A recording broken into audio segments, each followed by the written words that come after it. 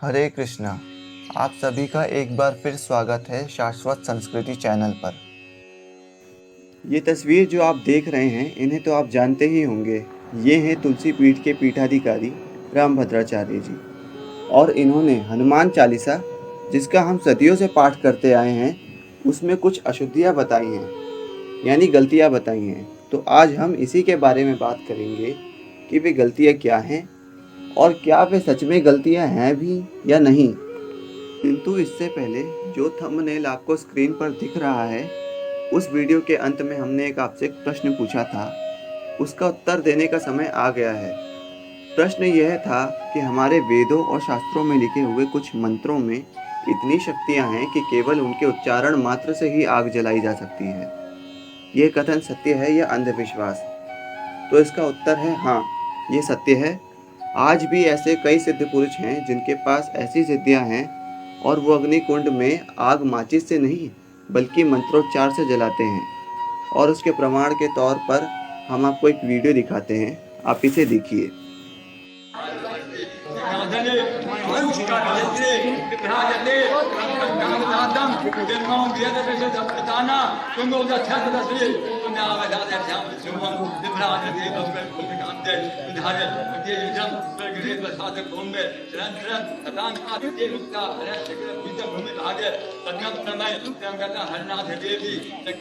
पता नहीं किस रूप में आकर नारायण मिल जाएगा, निर्मल मन के दर्पण में शांति दर्शन पाएगा। पता नहीं किस रूप। अब तो विश्वास हो गया होगा कि ये अंधविश्वास नहीं बल्कि सत्य है। यदि अब भी कोई शंका है तो आप कमेंट बॉक्स में पूछ सकते हैं, हम उसका उत्तर आपको अवश्य देंगे। तो अब आते हैं कि रामभद्राचार्य जी ने जो अशुद्धियाँ बताई हैं वो क्या हैं। तो पहली अशुद्धि है शंकर सुवन केसरी नंदन।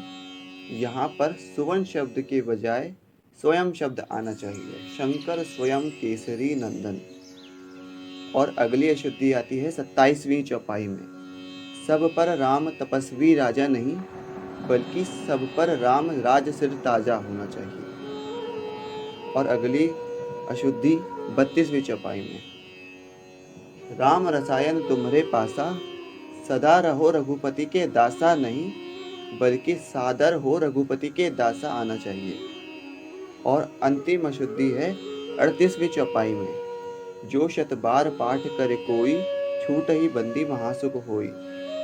यह नहीं बल्कि यह शतबार पाठ करे जोई, छूट ही बंदी महासुख होई, यह आना चाहिए। तो इस बात को लेकर कि कौन सी हनुमान चालीसा सही है, जो हम बरसों से पढ़ते आए हैं वो, या फिर रामभद्राचार्य जी ने जो बताई है वो, इसमें काफ़ी कन्फ्यूजन चल रहा है। तो आइए हम स्वयं शास्त्रों से ही जानते हैं कि क्या सही है। तो इन 3 चौपाइयों में तो कुछ ज़्यादा अंतर पता नहीं चलता, लेकिन शंकर सुवन केसरी नंदन, इस चौपाई में सुवन आना चाहिए या स्वयं। अब हम उन शास्त्रों की बात करें जो स्वयं तुलसीदास जी ने लिखे हैं, तो उसके हिसाब से सुवन शब्द का केवल एक ही अर्थ निकलता है, वो है पुत्र। और श्रुति शास्त्र की माने तो अंशावतार को ही पुत्र का रूप माना गया है। इसीलिए हनुमान जी को भगवान शिव का अंश कहें या पुत्र, दोनों में कोई भेद नहीं है। तो अब प्रश्न यह आता है कि हम शंकर सुवन कहें या शंकर स्वयं। तो इसके लिए पहले आपको यह जानना होगा कि भगवान राम भगवान शिव को अपना आराध्य मानते हैं।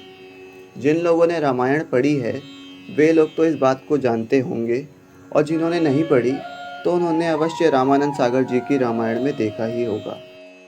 और हनुमान जी हैं तो भगवान शिव का ही अंशावतार, किंतु वे स्वयं को भगवान राम का दास मानते हैं, और कोई भी सेवक अपने ही स्वामी को अपने ही दास के रूप में स्वीकार नहीं कर सकता।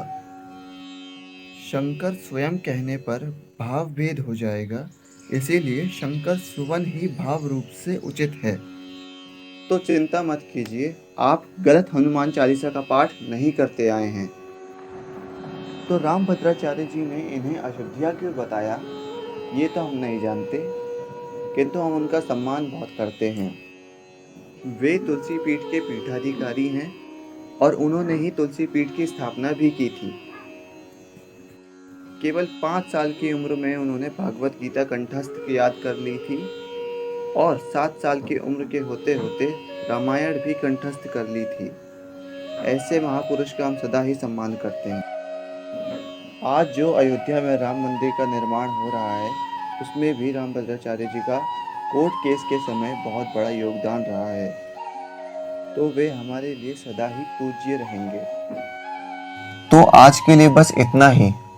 कोई प्रश्न मन में हो तो आप कमेंट बॉक्स में पूछ सकते हैं, हम उसका उत्तर अवश्य देंगे।